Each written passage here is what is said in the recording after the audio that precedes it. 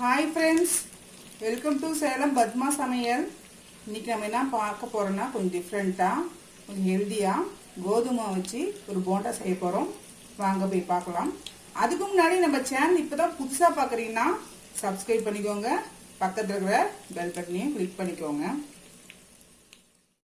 இப்போது இந்த போண்டாவுக்கு தேவையான பொருள் பார்த்திங்கன்னா, ஒரு கப் அளவுக்கு கோதுமை மாவு, அரை கப்பு கடலை மாவு, 1/4 கப்பு அரிசி மாவு, அரை டீஸ்பூன் மிளகாத்தூள், கொஞ்சமாக பெருங்காயம், உப்பு தேவையான அளவு, ஒரு சிட்டிகை ஆப்பச்சோடா,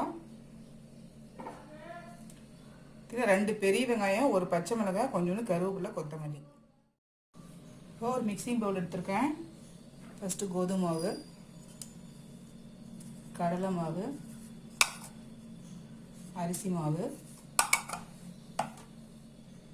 மிளகாய் பொடியும் பெருங்காயமும் போட்டுக்கலாம்.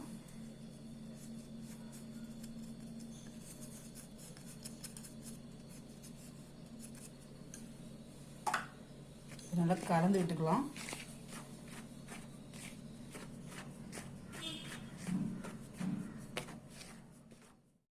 இப்போது இந்த வெங்காயம், கருவேப்பிலை, கொத்தமல்லி, பச்சை மிளகாய் இதை போட்டுக்கலாம்.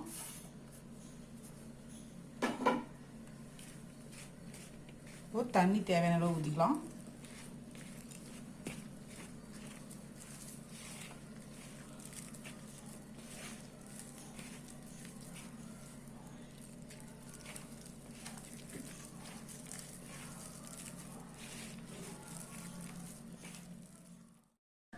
இப்போ இந்த உப்பும் ஆப்பச்சோடாவும் போட்டுக்கலாம்.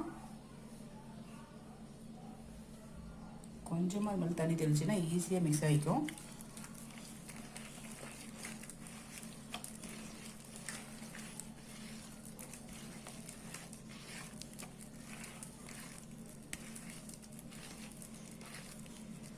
மாவு ரெடி ஆயிடுச்சு.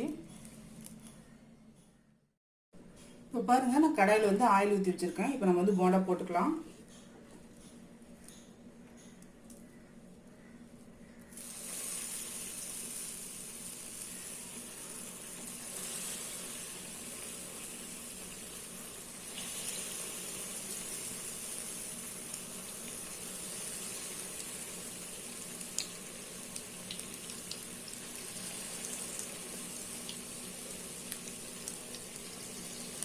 ஃப்ளேம் மீடியமே இருக்கணும்.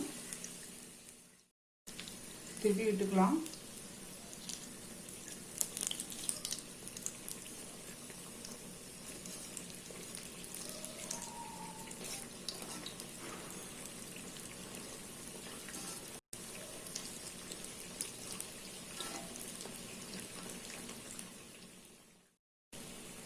பாருங்க, நம்ம போண்டா ரெடி ஆயிடுச்சு. பாருங்க, இது ஒரு 10 நிமிஷம் தாங்க, டக்குன்னு பண்ணிடலாம். டீ போடுற டைம்ல டக்குன்னு ஒரு ஹெல்தியான போண்டா ரெடிங்க.